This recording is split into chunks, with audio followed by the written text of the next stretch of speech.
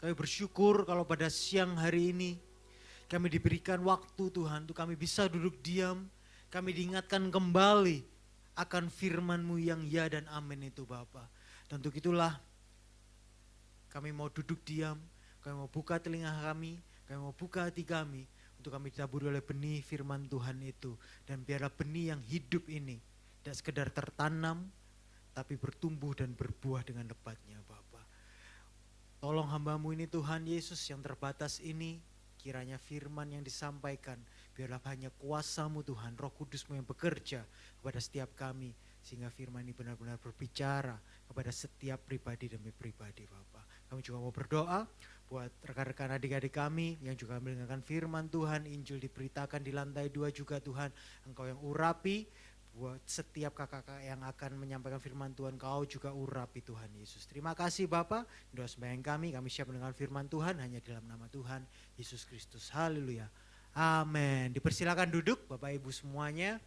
Dan buat adik-adik, teman-teman, youth dan teens bisa ke lantai 2 untuk mendengar firman Tuhan. Yes. Selamat siang Bapak Ibu, saudara-saudara kasih. Puji nama Tuhan, senang sekali bisa kembali beribadah bersama-sama di Common Church. Sepandangan saya tidak ada yang baru, jadi saya tidak akan menyapa untuk yang pertama kali datang, so tidak ada free coffee pada siang hari ini. Anyway, welcome dan sekarang mari kita kembali melanjutkan seri khotbah kita di kitab Keluaran. Dan siang hari ini kita akan membahas kitab Keluaran pasalnya yang ke-32 dan judul firman Tuhan siang hari ini saya beri judul Amnesia Rohani. Amnesia rohani. Nah, saya punya beberapa pertanyaan untuk bisa saudara-saudara jawab, tapi cukup jawab dalam hati saja ya. Ingatkah kalian ya pada masalah-masalah atau pergumulan yang akhir-akhir ini sedang kalian hadapi? Sudah? Nah, pertanyaan saya yang kedua. Ingatkah kalian pada pertolongan atau kebaikan Allah yang kalian alami juga akhir-akhir ini? Satu lagi ya, pertanyaan lagi, satu set pertanyaan lagi. Sekarang, ingatkah kalian wajah atau nama orang yang dulu pernah menyakiti kalian? Muncul gak? Langsung muncul, ting. Ingatkah kalian akan wajah atau nama seseorang yang pernah menolong kalian? Oke, sudah? Survei singkat, mana yang lebih mudah? Ingat masalah atau ingat kebaikan dan pertolongan Allah? Mana yang lebih mudah? Ingat luka akibat tersakiti oleh sesama atau tindakan kasih dari sesama kita? Wajah-wajahnya langsung gak usah dijawab. Saya tahu, inilah penyakit yang menjangkiti kita semua. Kita lebih cepat ingat masalah daripada janji Tuhan. Kita lebih mudah ingat luka, ya, mengingat luka begitu lama, tapi melupakan kasih Tuhan begitu cepat. Manusia begitu mudah lupa kebaikan Tuhan. Padahal Dia baru saja dan selalu menolong kita. Dan kalau kita jujur, bukankah seringkali hati kita begitu cepat beralih dari rasa syukur jadi apa? Jadi keluhan, jadi komplain dan lain sebagainya. Halo, betul? Dan inilah penyakit rohani yang menjangkiti setiap kita semuanya. Kita mungkin mengaku sebagai orang Kristen, tapi begitu mudahnya kita ini lupa akan siapa pencipta kita. Lupa akan Allah, lupa akan Kristus, lupa akan Injil, lupa akan salib. Nah, di pasal 32 kitab Keluaran ini kita akan melihat bagaimana bangsa Israel juga mengalami penyakit yang sama dengan kita ini. Begitu mudahnya lupa atas semua yang Allah, Yahweh telah kerjakan bagi mereka.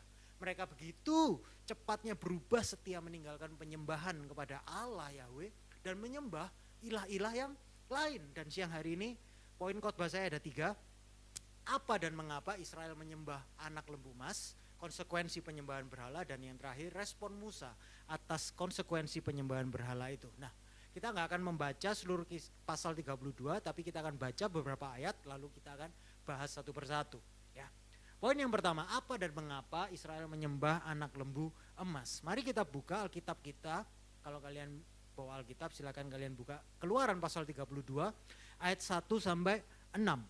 Jika tidak membawa Alkitab bisa lihat di depan, sudah saya tulis. Saya akan ajak Bapak Ibu untuk sama-sama membaca bergantian dengan saya baca yang hitam, saudara-saudara bisa baca yang warna merah. Oke, 1, 2, 3. Pas Keluaran 32 ayat 1 sampai 6. Ketika bangsa itu melihat bahwa Musa mengundur-undurkan turun dari gunung itu, maka berkumpullah mereka mengerumuni Harun dan berkata kepadanya, mari buatlah untuk kami Allah yang akan berjalan di depan kami, sebab Musa ini orang yang telah memimpin kami keluar dari tanah Mesir, kami enggak tahu apa yang telah terjadi dengan dia. Ayat 2. Lalu berkatalah Harun kepada mereka,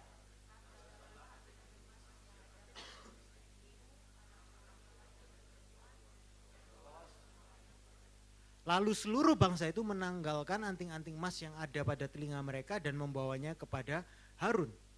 4. Terimalah itu dari tangan mereka.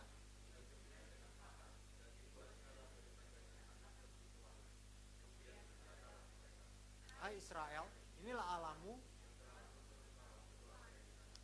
Ketika Harun melihat itu, didirikannya lah mezbah di depan anak lembu itu. Berserulah Harun, katanya besok hari raya bagi Tuhan. Ayat 6.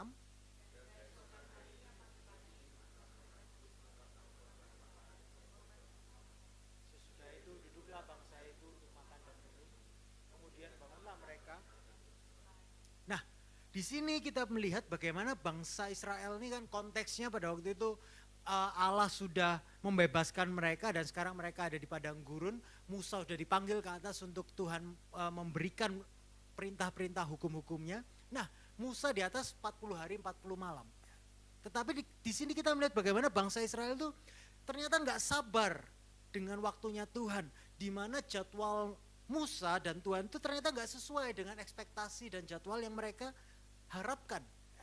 Mereka nggak expect kalau Musa itu akan ada di atas Gunung Sinai itu selama lebih daripada sebulan. Sehingga akhirnya yang terjadi adalah mereka kemudian dengan mudahnya mereka mencari alternatif untuk apa yang dapat mereka pegang, sehingga mereka langsung melenceng dari penyembahan mereka kepada Allah Yahweh dan menyembah Allah yang lain.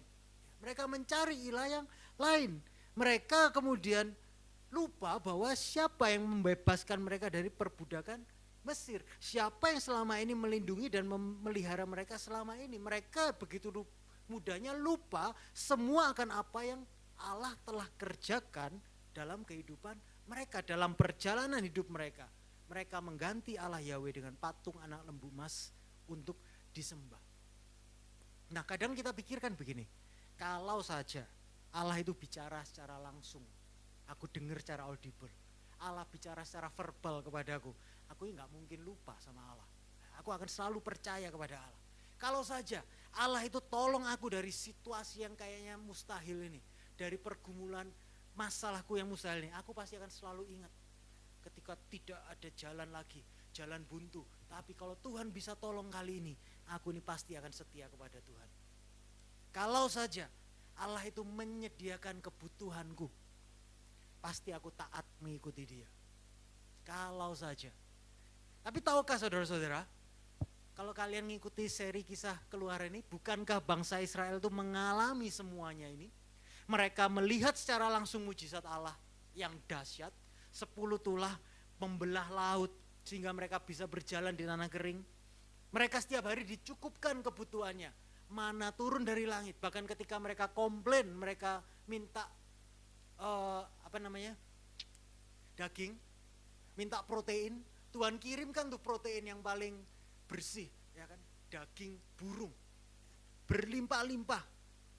Ketika mereka haus di tengah padang gurun, Allah mengeluarkan air dari batu karang. Dan penafsir mengatakan bahwa air yang dikeluarkan Allah itu bukan sekedar air yang netes kecil-kecil kayak air WDM, tapi itu benar-benar air yang terpancar keluar dengan masif. Sehingga apa? Sehingga jutaan manusia, kan yang keluar itu bangsa Israel kan jutaan orang ya, dan juga beserta ternaknya, itu semuanya bisa minum sampai mereka puas. Artinya nggak tanggung-tanggung, Tuhan itu menunjukkan bahwa dia itu Allah yang luar biasa dan menyediakan apa yang bangsa Israel butuhkan. Tidak kurang bukti, Allah Yahweh adalah Allah yang berkuasa, Allah penolong dan pemelihara bangsa Israel. Tidak kurang bukti, Allah sudah membuktikan dirinya kepada umatnya itu. Tapi kalau kita lihat teks kita siang hari ini, begitu mudahnya bangsa itu melupakan Allah dan berubah setia menyembah ilah yang lain. Dan saya percaya bahwa kisah ini tulis dalam Alkitab untuk kita supaya kita tahu juga bahwa kita pun, kalian dan saya, tidak lebih baik dari orang Israel. Kita manusia yang begitu mudah melupakan Allah. Dan saya pelajari biasanya ada dua macam situasi. Situasi hidup di mana kita ini cenderung melupakan Allah. Betul? Yaitu apa? Situasi krisis dan situasi nyaman. Benar apa enggak? Saat krisis, di saat kita mengalami kekurangan, kita cenderung mudah mengeluh kepada Allah. Kita nuntut Allah, di mana Allah? Di mana penompanganmu? Tadi kita nyanyi, darimu pertolonganku. Darimu pertolongan, ya betul kan? Mana pertolongannya? Kita doa-doa, kita nuntut berkat-berkat yang dicurahkan kepada kita. Nuntutnya kalau kita rajin baca Alkitab, nuntutnya pakai doa Yabes. Apalagi kalau yang sedang di masa kritis ini adalah orang yang lebih tahu Alkitab, orang Kristen yang aktif pelayanan, nuntut Tuhan justru tambah nuntut. Ya, karena kita punya daftar list di mana kita ini punya layak untuk ditolong Tuhan. Daftar bukti berapa banyak pengorbanan yang sudah kita lakukan bagi Tuhan, mungkin pelayanan kita, mungkin apapun lah. Ya. Dan seringkali bukankah ketika kita minta berkat yang kita tuntut dari Tuhan itu sebenarnya kalau jujur isinya cuma berkat-berkat jasmani dan duniawi saja. Betul? Harta, uang, karir, kesuksesan, pasangan, anak. Tapi saya mau disclaimer ya, saya nggak anti berkat jasmani. Tapi hal-hal baik tersebut justru ini adalah kutuk ketika kita menempatkannya pada proporsi yang keliru atau salah dalam hidup kita. Nah, ini akan kita bahas sebentar lagi. Situasi kedua, di mana kita mudah melupakan Allah, enggak cuma saat krisis, tapi juga saat situasi kita nyaman-nyaman saja. Saat kenyamanan adalah kehidupan kita. Saat kita mengalami kelebihan, kita pun rentan, bahkan sering lupa sama Tuhan. Halo, hanyut menikmati berkat-berkat yang Allah berikan. Berkat-berkat jasmania. Hanyut menikmati kelancaran hidup. Hanyut menikmati kemudahan hidup. Kita cuek, lalu kita lupa sama Allah. Mungkin mendengar ini, telinga kita ada yang gatal dan panas. Hati kita gelisah. Mungkin sebagian dari kita seakan gak mau terima. Tapi justru dalam momen-momennya saya percaya firman Tuhan itu menyatakan kuasanya. Kenapa?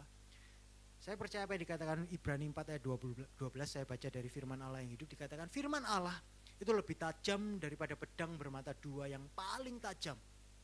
Yang dapat dengan cepat menembus pikiran dan keinginan kita yang paling dalam. Sehingga memperlihatkan diri kita yang sebenarnya. Nah, kitab Keluaran memang men-challenge pandangan kita atas kehidupan ini bahwa yang manusia paling butuhkan itu bukanlah sekedar pemenuhan segala sesuatu yang kita inginkan.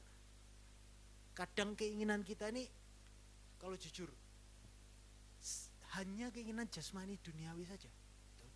Bukan yang kita ingin, yang kita butuhkan bukan segala sesuatu yang pemenuhan segala sesuatu yang kita inginkan, bukan kelimpahan harta, bukan kesuksesan meniti karir, bukan juga hadirnya seorang pasangan idaman ataupun anak untuk meneruskan garis keturunan, kalau ada yang sudah punya berpasangan tapi belum berketurunan. Tapi yang paling manusia butuhkan adalah hadirat Allah. Bukankah ini yang kita pelajari beberapa minggu belakangan, bahkan minggu lalu ketika kita bahas tentang desain kemah tabernakel, Allah itu seakan telah mencukupkan dan memberikan segala sesuatu yang bangsa Israel butuhkan, makanannya, minumannya, ya kan? Segala sesuatunya, tapi Allah nggak berhenti di sana. Dia menginstruksikan pembangunan kemah tabernakel atau kemah suci untuk ditempatkan di tengah-tengah bangsa Israel sebagai tempat dan bukti kehadiran Allah di tengah-tengah bangsa Israel. Apa yang mau Allah sampaikan?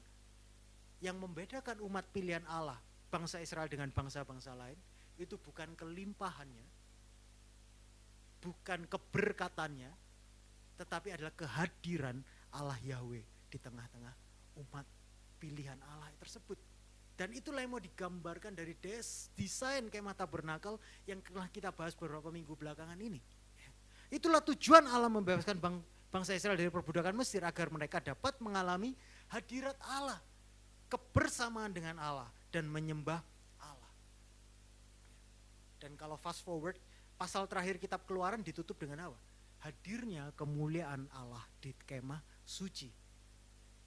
Fast forward lagi ke kitab terakhir dalam Alkitab kita, yaitu kitab Wahyu. Di pasal-pasal akhir juga menutup dengan menggambarkan seluruh orang percaya akan masuk ke dalam kota Yerusalem yang baru, di mana tidak diperlukan lagi matahari atau bulan. Karena apa?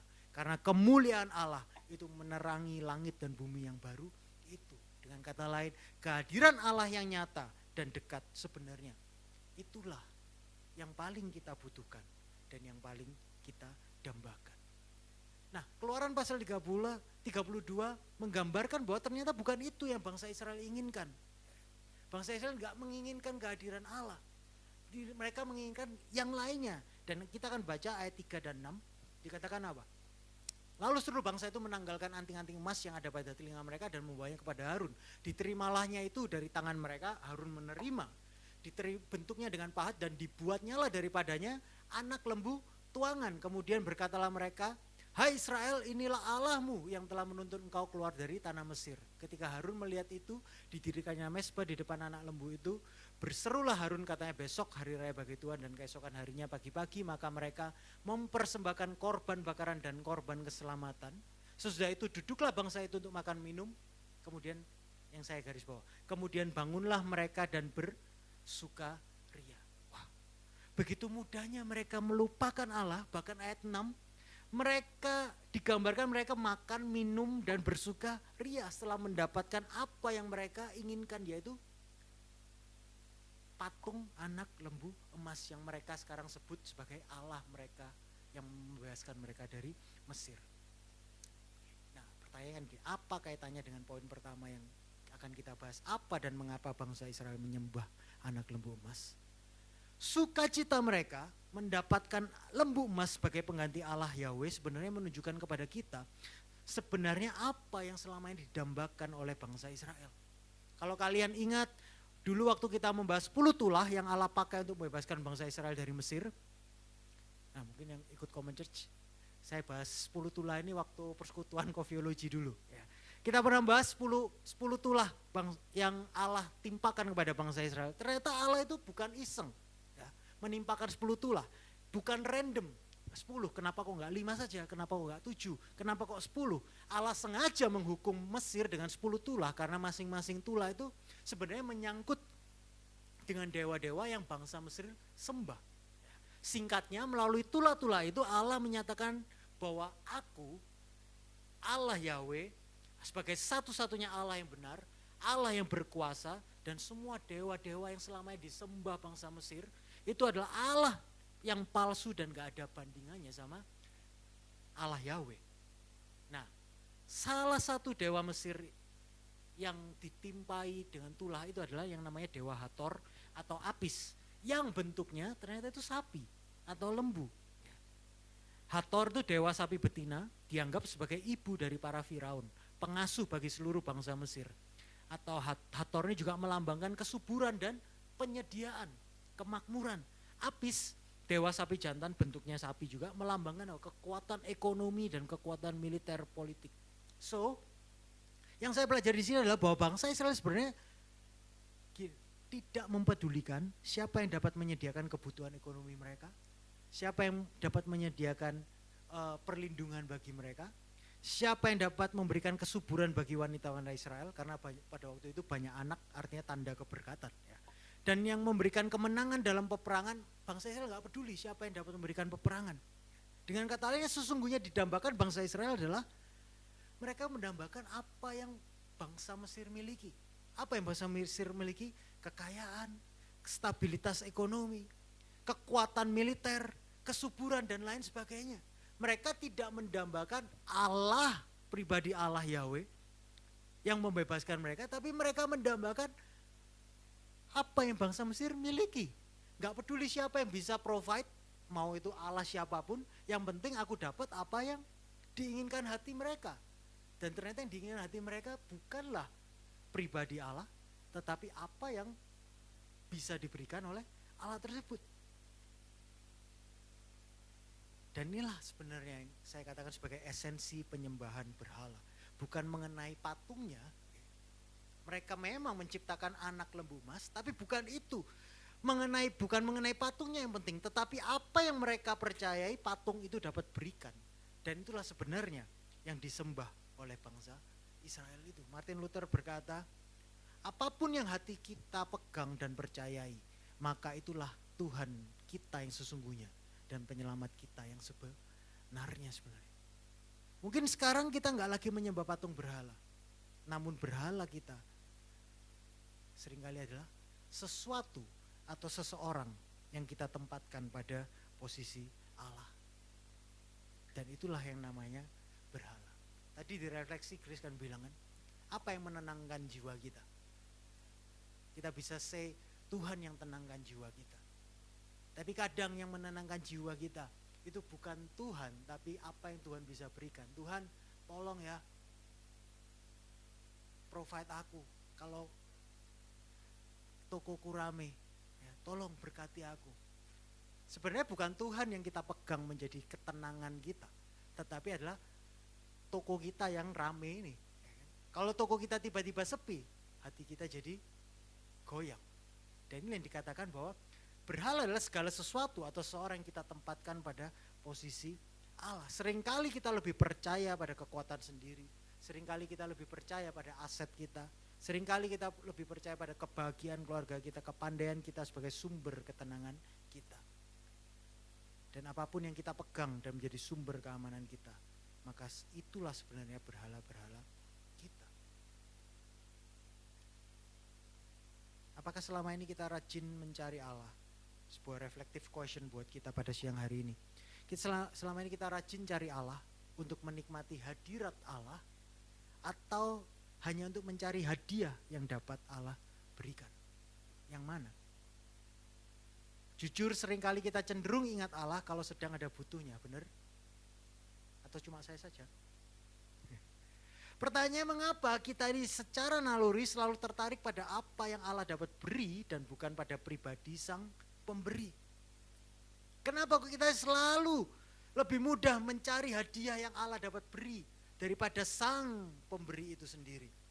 Dengarkan saya, dan saya gak akan bosan-bosan untuk selalu memberitahu kita semua, mengingatkan kita semua, termasuk diri saya sendiri, bahwa bukti bahwa kita ini adalah manusia berdosa yang tendensinya selalu mencari kepuasan, keamanan, dan objek kepuasan pada sesuatu atau seseorang selain Tuhan. Dosa membuat kita mati secara rohani sehingga membuat pencarian kepuasan, keamanan, dan objek kepuasan kita ini menjadi selalu salah arah. Kita diciptakan untuk menikmati Allah, tapi kita karena keberdosaan kita ini mencari kenikmatan di luar Allah sendiri. Dan kalau kita kembali ke teks bacaan kita, bukankah Harun dan bangsa Israel ini tahu bahwa yang mimpin mereka keluar dari tanah Mesir dan menghancurkan para dewa Mesir adalah siapa? Allah Yahweh kan? Tapi mereka bisa menjadi bodoh dan berkata bahwa anak lembu tuangan itulah yang membebaskan mereka dari Mesir. Loh, gak masuk akal. Tapi that's exactly yang kita baca, benar? Bahkan kata Tuhan di ayat 5 itu menggunakan kata-kata yang sama dengan Allah Yahweh. Lalu mereka mempersembahkan korban kepada Allah asing, tapi mereka memanggil seakan-akan itu adalah Allah Yahweh, setara dengan Allah Yahweh. Jadi Harun dan bangsa Israel ini sedang membuat versi Tuhan mereka sendiri, bahkan namanya di sini tetap mereka katakan ini Yahweh, ini Allah yang membebaskan kita, tapi gambarannya diselewengkan dengan anak lembu emas. Dengan kata lain, mereka seakan-akan tidak menolak Allah secara total, mereka tetap menyembah Allah kan, mereka tetap mengadakan perayaan bagi Allah, tetapi mengubah bentuk Allah agar lebih mudah dirasakan, dilihat, dan dikontrol. Dari sini kita belajar apa? Satu lagi bentuk penyembahan berhala, yaitu bentuk kebutuhan rohani manusia itu bukan menolak Allah, tetapi mengubah Allah agar sesuai keinginan kita. Juga bisa loh, kita terlihat menyembah Allah, tapi kita pilih-pilih Allah itu sesuai keinginan kita. Parahnya lagi, Harun yang pada saat itu adalah seorang imam yang ditugaskan menjaga, mengawasi, memimpin bangsa Israel selagi Musa berada di atas Gunung Sinai untuk menerima 10 perintah Allah. Sang pemimpin rohani ini bukannya menegur, bukannya mengkoreksi keinginan umat Israel, tapi justru apa? Memberikan apa yang diingini bangsa itu. Apa relevansinya dengan hidup kita saat ini? Aplikasinya apa sih? Firman Tuhan mengingatkan kita bahwa di akhir zaman ini akan banyak hamba-hamba Tuhan palsu yang akan seperti Harun yang menggambarkan dan memberitakan Injil palsu yang hanya mengenakan telinga serta memberitakan mungkin Tuhan yang sesuai versi keinginan manusia, tapi bukan Tuhan yang Alkitabiah. Ayatnya bisa sama diberitakan, Tuhannya namanya bisa sama, tetapi sudah sangat jauh dari Tuhan yang menyatakan dirinya dalam kebenaran firman Tuhan. Yesus berkata dalam Markus 7 ayat 6b sampai ayat 7 berkata, bangsa ini memuliakan aku dengan bibirnya, padahal hatinya jauh daripadaku. Ngeri gak sih? Kita bisa loh teriak-teriak, angkat tangan, nangis-nangis, tapi ternyata ada hati yang jauh daripada Tuhan. Percuma mereka beribadah kepadaku, sedangkan ajaran yang mereka ajarkan adalah perintah manusia. Jadi kita sangat mungkin untuk kita jatuh dalam dosa penyembahan berhala saat kita punya versi Tuhan yang berbeda dari Alkitabiah, meskipun sebutannya bisa sama. Nah, seri khotbah kitab Keluaran seperti yang kita bahas ini gak terlalu populer kebanyakannya. Tapi kerinduan saya adalah kita perlu mendengar dan tahu siapa Allah. Semakin kita kenal dan semakin kita memiliki pandangan yang benar dan pemahaman yang benar tentang siapa Allah, siapa kita, kenal siapa Tuhan, dan kenal siapa kita. Pemahaman yang benar inilah yang akan pemahaman dan benar dan pandangan kita inilah tentang siapa Tuhan dan siapa kita yang akan membentuk dan mempengaruhi setiap aspek dalam kehidupan kita ini. Dalam kitab Keluaran ini kita banyak membahas tentang Tuhan itu seperti apa sih? Apa rencana Tuhan? Apa rancangan Tuhan dalam kehidupan kita? Dan pemahaman yang benar inilah sebenarnya yang akan mempengaruhi setiap aspek dalam kehidupan kita. Nah, beberapa waktu lalu saya melihat sebuah kesaksian ya, salah satu kesaksian dari seorang narapidana yang dihukum seumur hidup. Dia dipenjara di sebuah penjara di USA dan ada sebuah ministry pelayanan penjara yang dilakukan oleh namanya Ligonier Ministry, sebuah organisasi yang berpusat pada Injil yang tiap bulan melayani di penjara tersebut. Mereka memberitakan Injil kepada para narapidana-narapidana yang ada di tempat penjara tersebut. Nah, salah satu narapidana di sana dalam kesaksiannya dia bersaksi bahwa melalui pelayanan Ligonier Ministry ini yang memberitakan Kristus dan Injilnya setiap minggunya, akhirnya dia bertobat dan melalui pemberitaan Injil itu dia memperoleh pengharapan dan makna hidupnya, meskipun orang ini seumur hidupnya akan dihabiskan di dalam penjara. Nah, yang menarik adalah begini, dia berkata dalam kesaksiannya, identitas saya bukanlah seorang tahanan, aku adalah seorang Kristen yang ada di dalam penjara. Memang aku di sini karena konsekuensi perbuatanku sendiri yang salah dan melanggar hukum. Dan yang menarik yang dia katakan, bahwa yang membuat dia punya pandangan seperti itu, dia berkata, right theology and right thinking about God, it changes my attitude. It has an effect from inside out. Saya artikan, yang bisa membuat saya mendapatkan pengharapan, justru di dalam penjara ini saya mendapatkan makna kehidupan saya. Karena apa? Ada pelayan-pelayan yang memberitakan Injilnya. Teologi yang benar, pandangan yang benar tentang Allah, itulah yang mengubah sikap dan perilaku saya. Bukan perubahan dari luar, tapi perubahan itu terjadi dari dalam keluar. Wow. Dan di akhir interviewnya dia berkata bahwa di dalam penjara justru dia mengerti panggilan hidupnya. Di sana dia mengasihi sesama tahanan dengan memberitakan Kristus. Dan dia mengasihi sesamanya seperti Kristus mengasihi. Dan dia akan mengerjakannya sampai nanti Tuhan panggil pulang.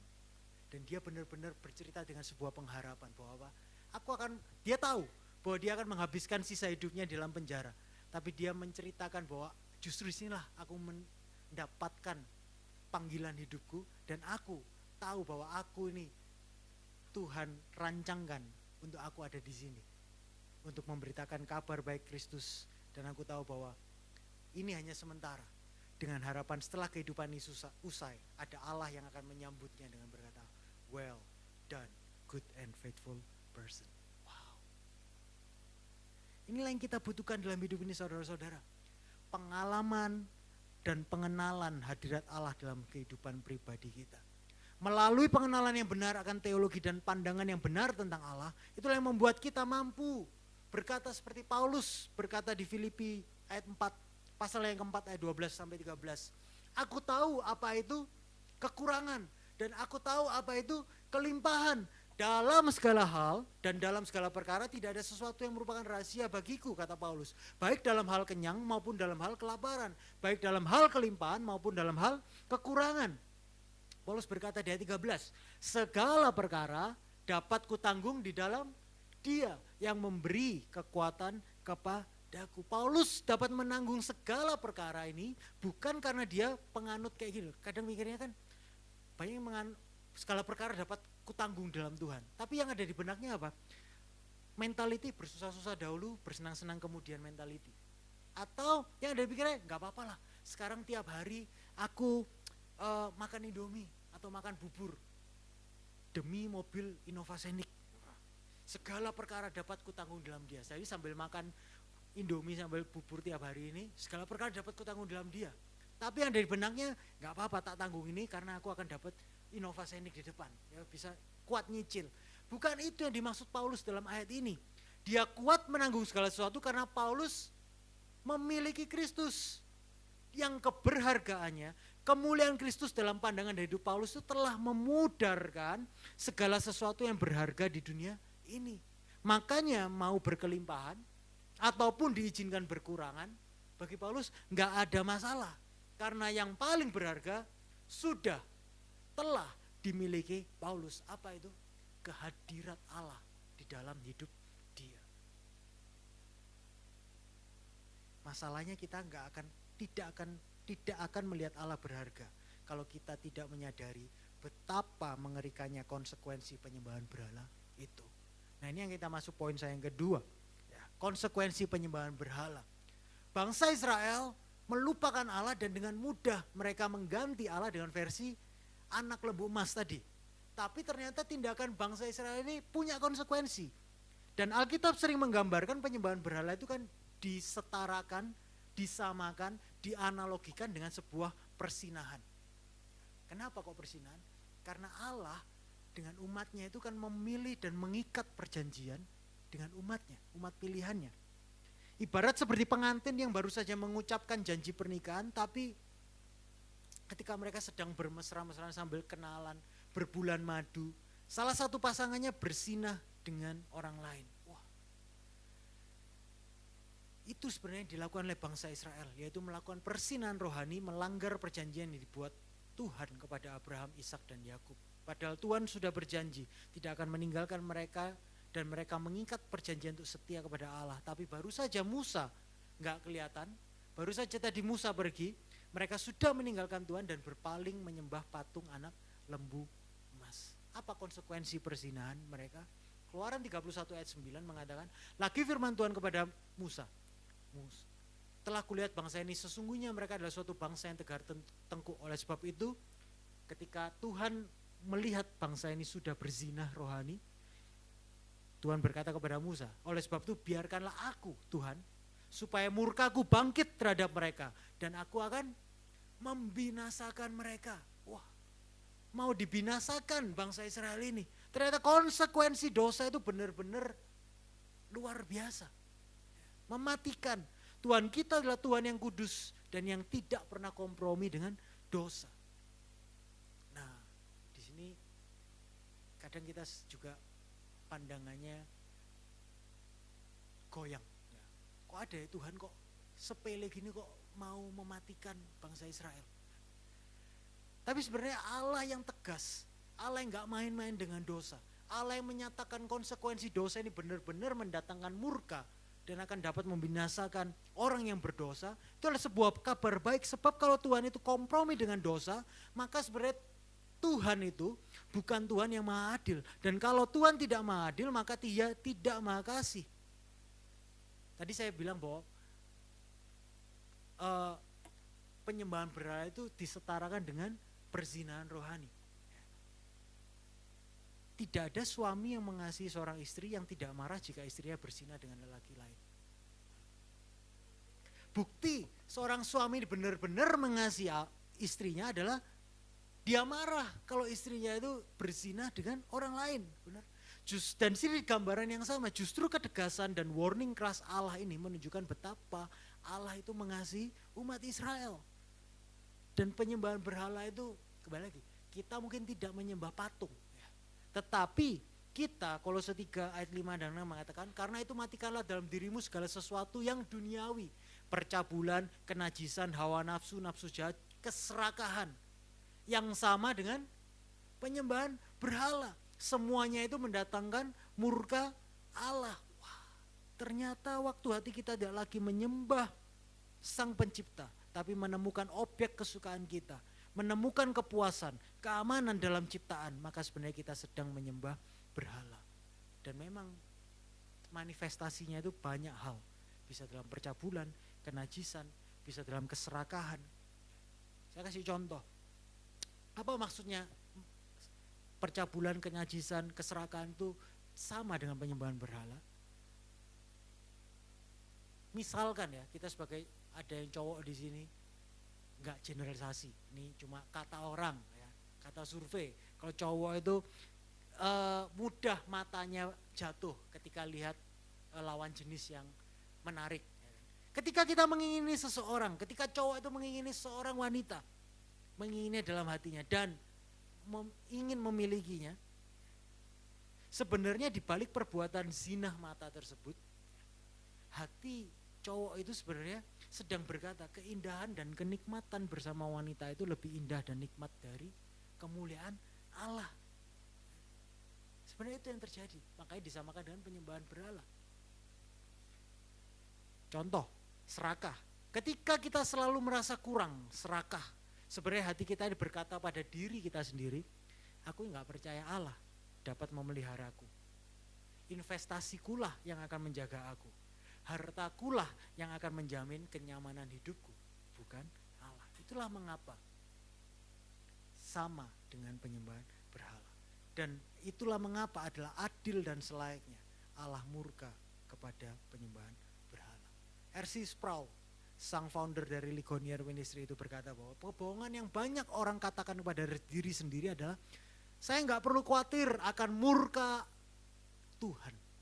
Tuhanku adalah Tuhan yang penuh kasih. Tok. Tuhan penuh kasih saja. Jika itu ada yang ada di pikiranmu, Tuhanmu adalah Tuhan yang palsu. Wow.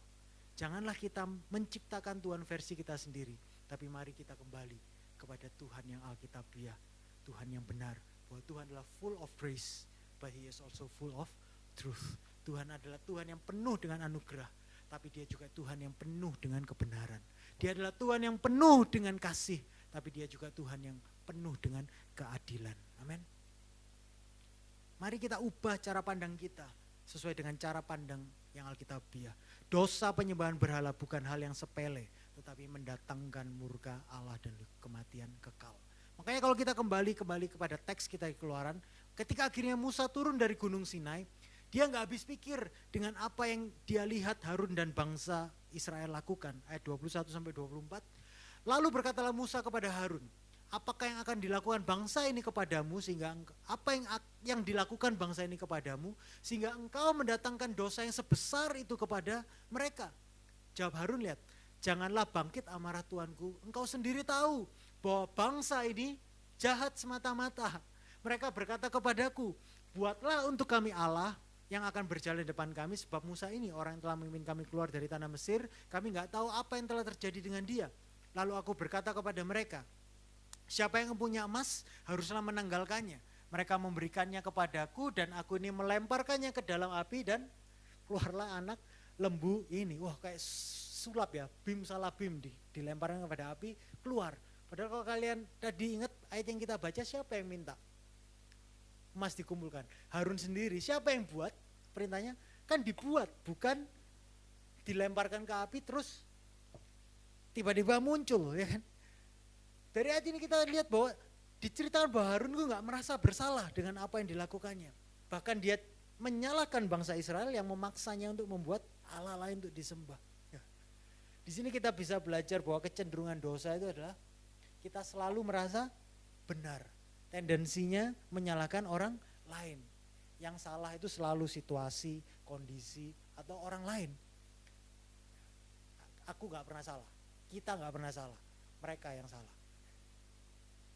Contoh, terpaksa kadang kita dibilang, oh aku ini terpaksa bisnis ini, terpaksa bisnis money game, karena apa? Kepepet. Coba aja yang ini Tuhan tak jalani lah. Terpaksa ada ketahuan selingkuh, nggak mau nyalain diri sendiri, ya. Nyalain siapa? Nyalain istri. Istriku sih, aku gini gara-gara istriku, dia nggak pernah perhatian sama aku. Istri yang selingkuh juga nyalain suami. Ya aku gini nih gara-gara suami sih nggak pernah merasa, nggak pernah nafkahin aku dengan cukup dan lain-lain. Pokoknya aku benar, lain-lainnya salah, benar. Bukankah ini yang Harun lakukan? Sama seperti yang dilakukan Adam ketika jatuh dalam dosa. Dia nyalain Hawa yang memberikan buah yang dilarang. Ketika Adam diperhadapkan dengan dosa, maka dia tidak bertobat minta ampun, tapi malah berdalih menyalahkan Hawa. Dan Hawa ketika ditanya, dia nyalain ular. Untung Tuhan stop sampai di ular, ya kan? Karena kelanjutannya pasti yang disalahkan adalah Tuhan. Tapi bukankah itu sama dengan kita? Ketika kita diperhadapkan dengan keberdosaan kita ditegur, kita ketahuan,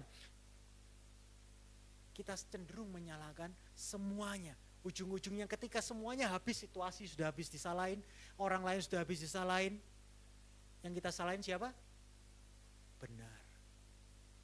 Dan jujur waktu mempersiapkan ini dan membaca kisah ini, saya dalam hati batin, memang pantas Harun dan bangsa Israel ini kalau dihukum dan dibinasakan Allah. Setelah apa yang Allah telah buktikan dan lakukan, kok pakai bahasa Jawa kok benar-benar apa? Bisa-bisa nih gitu. Mereka ini melupakan dan meninggalkan Allah. Udah ketahuan, Musa sudah tegur, Allah sudah tegur, benar jelas-jelas ketahuan, gak ngerasa salah lagi. Pantas memang dibinasakan. Tapi kemudian ketika berpikir, kadang kan ambil manusiawan mikirnya sambil bukan berfantasi, berimajinasi seperti itu kan. Tapi kemudian saya tersadar dan tertegur. Bukankah respon Harun dan bangsa Israel itu seringkali sama kamu, Sam? Ketika dan dosa pelanggaranmu terekspos atau terkonfrontasi, sudah salah, berdosa, melanggar Allah yang telah tetapkan, tapi bukannya mengaku dan minta maaf, justru menyalahkan semua, bahkan kadang menyalahkan Allah yang membuat ketetapan. Itulah kita, itulah manusia yang mudah melupakan Allah. Di sini kita belajar bahwa kita sebagai manusia yang amnesia rohani, kecenderungan kita adalah melupakan Allah dan menyembah yang lain selain Allah. Dan kita ini adalah manusia celaka, karena murka Allah memang layak menimpa kita, yang memang dan nyatanya berdosa terhadap Dia. Tapi puji Tuhan, cerita Keluaran ini pasal 22 ini tidak berakhir di sini. Mari kita lihat respon Musa setelah dia mengkonfrontasi dosa Harun dan bangsa Israel, yang bukannya ketika dikonfrontasi bertobat, tapi justru nyalain semuanya. Mari kita lihat, dan ini poin saya yang terakhir, dan di sini ada kabar baik. Respon Musa atas konsekuensi penyembahan berhala. Mari kita baca ayat 30 sampai 32. Ayat 30 berkata, keesokan harinya berkatalah Musa kepada bangsa itu, kamu ini setelah ditegur dan gak ngaku, kamu ini telah berbuat dosa besar. Kata yang paling indah dalam Alkitab ada kata apa? Tetapi sekarang aku akan naik menghadap Tuhan. Mungkin aku akan dapat mengadakan pendamaian karena dosamu. Apa yang dilakukan Musa?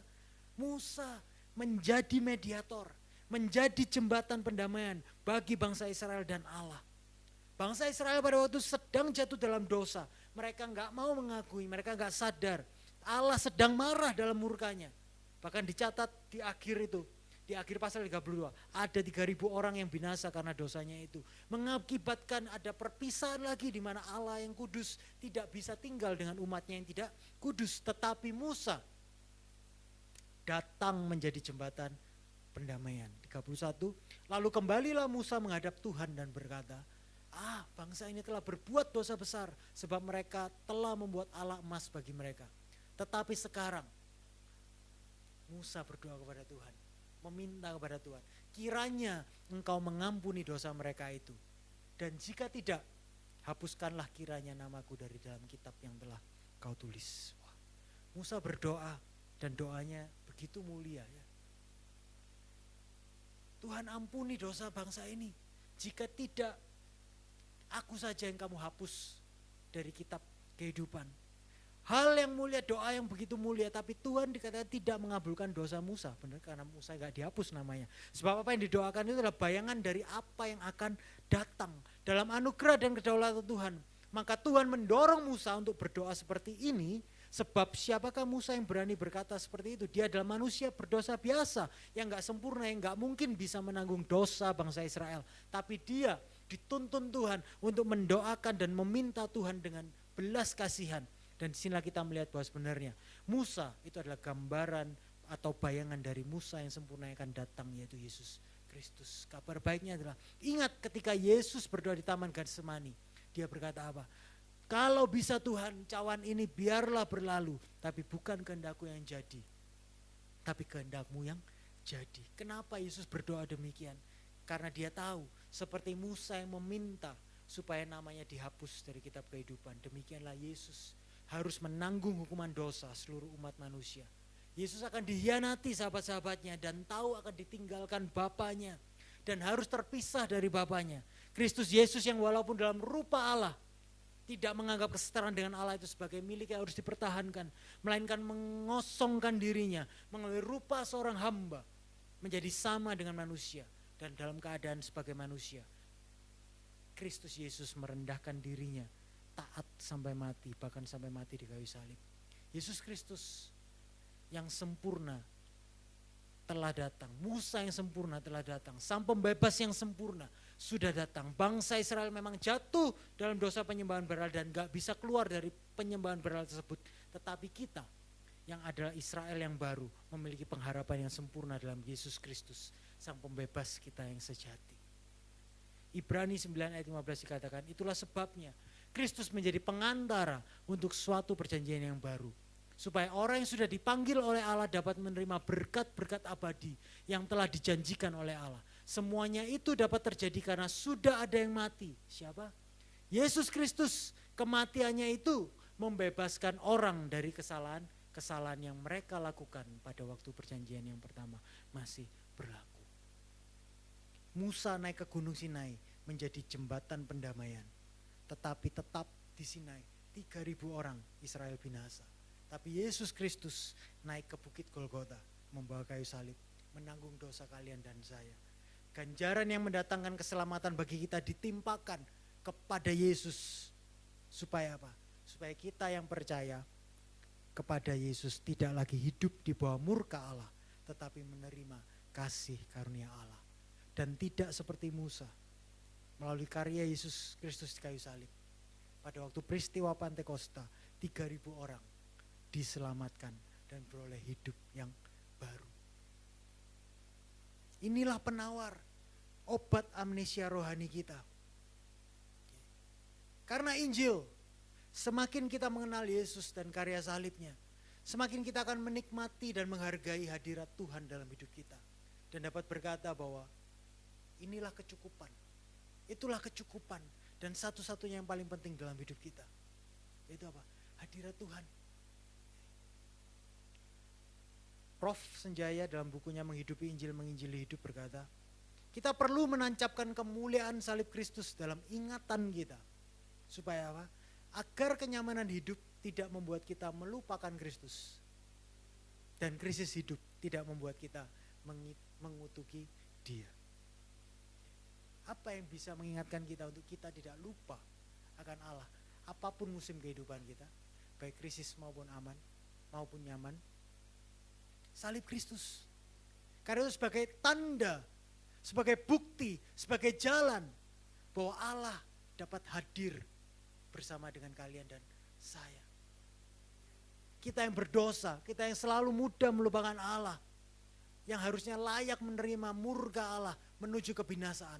Tetapi puji nama Tuhan, ada mediator yang menjembatani untuk kita tidak binasa, tapi beroleh hidup yang kekal, memulai hidup yang baru, punya kesempatan yang baru. Namanya Yesus Kristus. Kita perlu menancapkan kemuliaan salib Kristus dalam ingatan kita, dalam hidup kita berkali-kali, supaya kita tidak mudah melupakan Allah ketika kita hidup nyaman. Tapi kita krisis, kita tidak juga mengutuki Dia. Saya akan tutup dengan 2 ayat terakhir.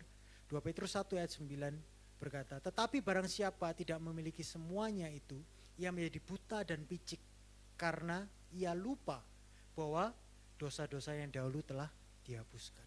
Apa yang dimaksud dengan semuanya itu? Barang siapa tidak memiliki semuanya itu. Apa yang dimaksud dengan semuanya itu yang membuat kita tidak amnesia rohani? Kalian bisa baca ayat 3 sampai 8, tapi ayat 3 adalah kuncinya. Saya baca ayat 3 dari tafsiran BIMK bahasa Indonesia masa kini. Allah sudah memakai kuasanya, kuasa ilahinya untuk memberikan kepada kita segala sesuatu yang diperlukan untuk hidup beribadat. Ia melakukan ini melalui apa yang kita ketahui tentang Yesus Kristus yang telah memanggil kita untuk apa? Menikmati kebesaran dan kebaikannya. Yesus Kristus adalah seluruh kepenuhan hadirat Allah, dan Dia ada bersama kita bagi kita yang percaya kepadanya. Siang hari ini sebelum kita akhiri ibadah ini, mari kita sama-sama bisa stop and reflect. Mungkin siang hari ini ada dari kita yang sedang dalam situasi krisis. Mungkin ekonomi kalian, mungkin kesehatan kalian, atau krisis dalam relasi, rumah tangga, pernikahan. Kita nggak lagi ingat ada Allah yang mengasihi dan mampu melihara kita. Kita bukan dikuasai oleh hadirat Allah, tapi dikuasai berhala-berhala kita. Situasi krisis mungkin telah mengusik berhala kita. Mungkin berhala kenyamanan atau harga diri kita. Tapi pada siang hari ini, sebelum kita berdoa, atau kalian berdoa secara pribadi, kalau kalian diingatkan oleh Tuhan pada siang hari ini, jangan buru-buru minta Tuhan untuk mengatasi krisis kehidupan kalian. Wah, ini pendeta apa ini kok? Jangan buru-buru minta. Tapi coba, jangan buru-buru minta Tuhan untuk mengatasi krisis dalam kehidupan kalian. Tapi siang hari ini, maukah? Beranikah? Berimankah? Untuk kita berdoa, minta Tuhan untuk Roh Kudus dan firman-Nya. Menembusi pikiran dan keinginan kita yang paling dalam, sehingga memperlihatkan diri kita yang sebenarnya dan apa yang sebenarnya kita sembah. Kadang Tuhan izinkan krisis terjadi dalam kehidupan kita, ya, bukan untuk menghukum kita, tapi untuk mengekspos selama ini kita ini taruh iman kita kepada siapa sih?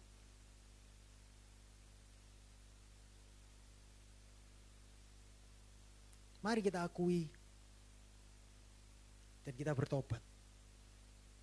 Tidak hanya yang dalam situasi krisis. Mungkin siang hari ini dari kita yang datang, kebalikannya yang kita alami.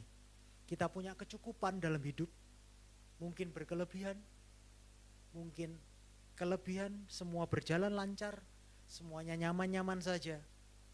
Sehingga kita lupa bahwa Tuhanlah sumber pemberian yang baik. Dalam keadaan nyaman sangatlah mudah membuat kita hanyut menikmati berkat-berkat Tuhan dan bukan menikmati Sang Pemberi berkat. Pada siang hari ini jangan berdoa, Tuhan hilangkan berkat Nino. Tapi berdoalah siang hari ini kita mengakui berhala kita juga. Mungkin selama ini kita gak pernah cari dan gak pernah peduli sama Allah pemberi berkatnya. Kita hanya peduli dengan hadiah yang Allah dapat berikan, yang sekarang kita nikmati. Mari kita akui dan kita bertobat. Dan biarlah siang hari ini kebenaran Injil Kristus menata ulang hati kita dan menata ulang hidup kita. Sehingga kita benar-benar tahu, mengalami bahwa hadirat Allah itulah yang sebenarnya yang paling kita butuhkan dan yang paling kita dambakan. Kami tahu Tuhan Yesus dan kami imani Tuhan, kalau damai sejahtera kami itu bukan terletak dari apa yang kami miliki, apa yang kami pikir kami inginkan, dan dalam pemenuhan dari semua yang kami pikir kami butuhkan itu Bapa. Tapi kami tahu Tuhan, damai sejahtera kami ada karena kami tahu bahwa Engkau beserta dengan kami, bahwa hadirat-Mu Tuhan Yesus itulah yang kami miliki. Dan itu sudah kami miliki dalam Kristus Yesus. Dan biarlah pada siang hari ini Tuhan, kami mau berdoa bahwa setiap kami, biar hadirat Allah itu hadir dalam kehidupan kami. Dan benar-benar nyata Tuhan. Kalau kami selama ini merasa Engkau jauh, biarlah kabar baik Injil yang telah kami dengar pada siang hari ini mengingatkan kami bahwa Engkau tidak lagi jauh. Kami tidak lagi jauh, tapi kami sekarang dekat Tuhan. Bukan karena kami yang mampu meraih Engkau, tapi Engkau yang meraih kami untuk mendekat Tuhan Yesus. Bahwa hadirat-Mu Tuhan Yesus ada dalam kehidupan kami masing-masing, dalam pribadi kami masing-masing, dalam keluarga kami, dalam apapun yang kami kerjakan Tuhan. Bahwa hadirat-Mu nyata dalam kehidupan kami Tuhan. Kami berdoa Tuhan, kami mohon ampun. Kalau selama ini mungkin kami mudah melupakan Engkau. Krisis kehidupan membuat kami lupakan Engkau. Kami mohon ampun Tuhan. Bahkan kalau kami dalam keadaan baik-baik saja, kami juga lupakan Engkau. Kami mau bertobat. Kami mohon ampun Tuhan. Engkau yang pulihkan kami. Engkau yang tata ulang hati kami. Biar kami punya hati yang terus menyembah kepada Engkau, Allah yang hidup, Allah yang benar. Dan Engkau yang berikan kepada kami Tuhan Yesus hati yang haus untuk selalu mau mencari Allah yang benar. Kami tidak menyembah Allah versi kami sendiri. Tapi biarlah Allah yang Alkitab nyatakan. Allah yang Engkau menyatakan dirimu sendiri Tuhan. Melalui kebenaran firman-Mu. Biarlah itu Allah yang kami percayai. Biarlah kami tidak percaya kepada hati kami. Tapi biarlah kami mau hati kami dibentuk. Mata hati kami dibentuk oleh kebenaran firman-Mu Bapa. Roh Kudus tolong kami semuanya Tuhan. Tolong kami semuanya. Terima kasih Bapa. Inilah doa kami. Kami alaskan hanya dalam satu nama. Itu nama Tuhan Yesus Kristus. Haleluya. Amin.